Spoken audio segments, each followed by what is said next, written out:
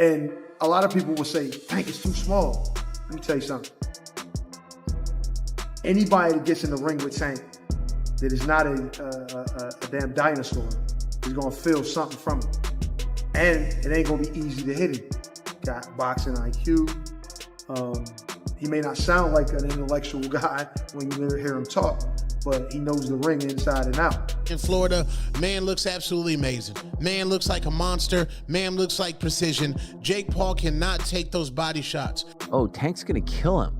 Tank's going to kill him because he won't be able to touch Tank. And then...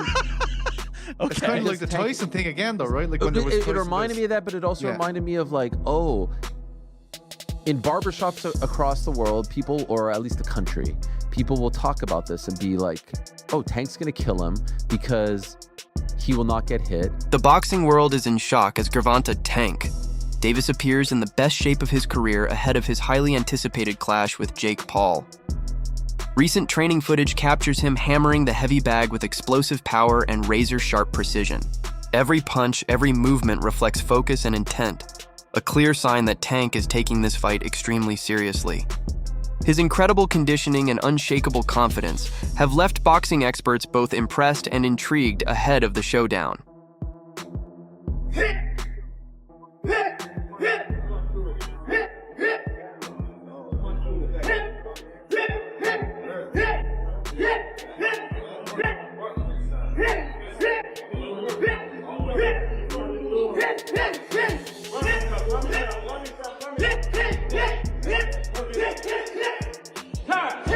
Analysts believe Gervonta "Tank" Davis has a solid path to victory, but only if he approaches the fight with discipline and strategy. Instead of swinging for a quick knockout, experts say his focus should be on smart movement, controlling the pace of the bout, and using his timing to create openings. What makes Davis so dangerous, they argue, isn't just his explosive power, it's his ability to read opponents and adjust mid-fight. His patience in the ring, combined with sharp footwork and defensive awareness, gives him a significant edge. If he sticks to a tactical game plan, using speed, angles, and precision, many believe Jake Paul won't be able to keep up. While Davis is known for highlight reel knockouts, it's his ring IQ and counterpunching that truly set him apart. And when he fights smart, few fighters at Jake's level can match his blend of technique, power, and movement. Can his speed and, his ability make up for that size difference, in your honest opinion? Well, he has to be very smart throughout the course of the fight. It's hard to know in some things. I think Gervonta's just gonna stick and move. He'll be fast, play it smart, I don't see him staying still for too long so Jake can land some shots. He'll just try to touch him. Who knows, man? It's an exhibition. It's a money grab. Jake's fighting one of the best boxers ever. Many experts believe Jake Paul is in for a wake-up call when he shares the ring with Gervonta "Tank" Davis. They argue that Davis's superior experience, speed, and boxing intelligence put him on an entirely different level than anyone Jake has faced before. While some of Jake's past opponents had physical strength, none possessed Tank's explosive timing or his ability to expose openings in real time. Analysts point out that the moment Davis lands a clean shot, the difference in power will become painfully clear. Jake's defense, they say, remains undeveloped and largely untested against elite competition. In contrast, Davis brings years of high-level ring experience, allowing him to read and react with surgical precision. Because of that, many predict a knockout isn't just likely, it's expected. The consensus? Once Davis lands flush, Paul may not have the stamina or defensive instincts to survive what comes next.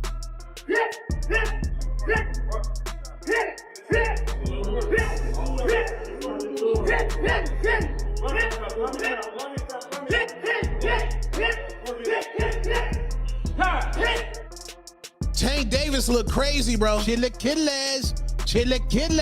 Gervonta "Tank" Davis hitting a heavy bag in preparation for his Jake Paul fight November 14th down there in Florida.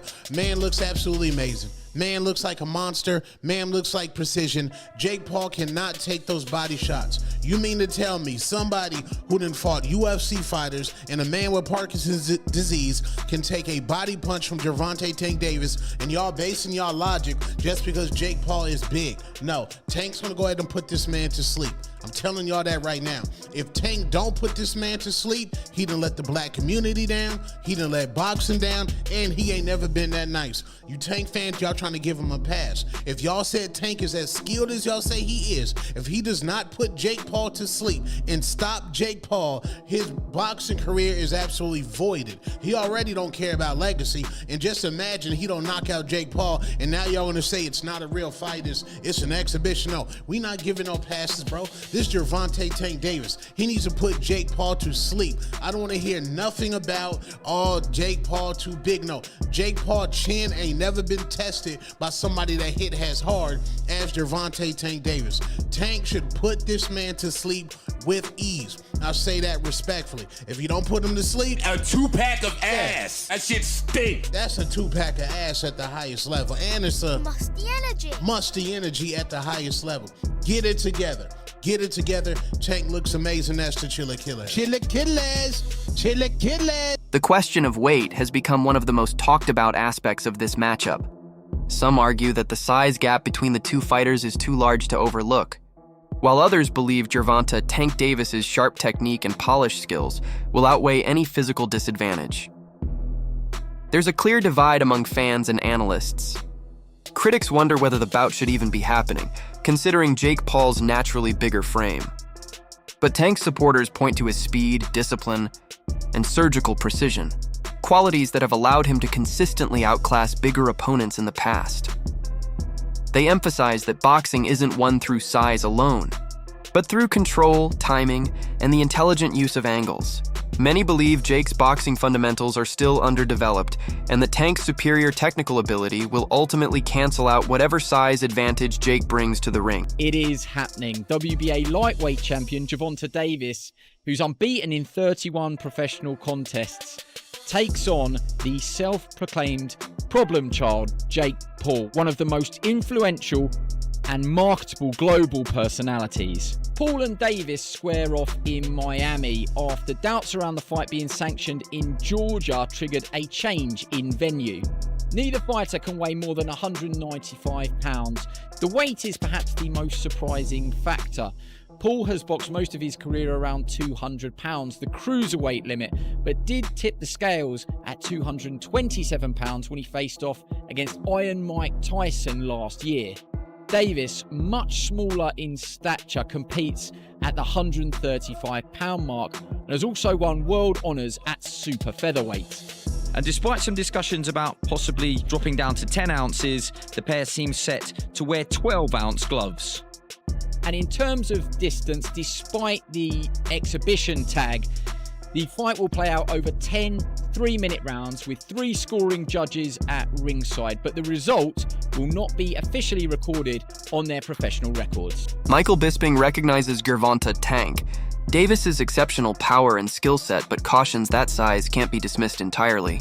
While he respects Davis's track record against larger opponents, Bisping notes that physical differences always play some role in a fight. In his view, Tank has the intelligence and agility to outmaneuver Jake Paul, but the size disparity could push his limits, especially when it comes to absorbing heavier punches and maintaining stamina over the course of the bout. Even so, Bisping admires Davis's mindset and determination. If anyone can rise to the challenge, he says, it's Tank. He ultimately believes that while Jake's size remains a factor, Davis's technical mastery could still tip the scales, provided he executes a near-perfect game plan. Out there taking on Mike Tyson that's pushing 60 years old, for crying out loud, but at the same time pretending to be like this badass motherfucker, sending me DMs talking. He offered me a contract a long time ago, and I was like, what are you doing? I'm a retired fighter and I've got one eye. Why would I want to fight you? I wouldn't lower myself to doing that. I know a lot of people do that. They do lower themselves, if you want to say that, because of the payday, because Jake Paul is a big name. He is a social media sensation. He's a YouTube star. And now, of course, in the world of boxing, he's one of boxing's biggest stars because he puts on these spectacles like Paul versus Tyson, like Nate Diaz, because these are the fighters, these are the names that attract the eyes. Jake Paul is the B-side to almost every single one of his fights. When he fought Nate Diaz, people were tuning in for Nate Diaz. His last fight, against Cesar Chavez Jr., apparently no one watched that fight. Apparently the pay-per-views were ridiculously low. So this one's going back to Netflix on November 14th, and it's an exhibition bout. Of course, it's an exhibition bout because no athletic commission in their right mind will sanction this fight. There's just no way you can make this a legitimate fight because of the size advantage. Typically, this would be very, very dangerous, and someone could get really hurt. If Jake Paul was to swing as hard as he could and connect and wobble him and hit him many, many times and not knock him out with the bigger gloves and the concussion possibilities and the brain rattling around inside the head, and Jake Paul just teeing off at him as hard as he could, it's dangerous. That's why fights like this can't get sanctioned. That's why this is a exhibition bout and not a real matchup. Now listen, they're both going to get paid tremendously. They're going to make a ton of money, and a lot of people are going to tune in and watch it on Netflix. Fair play. That wraps up today's video. Thanks for watching, and be sure to like, comment, and subscribe for more updates.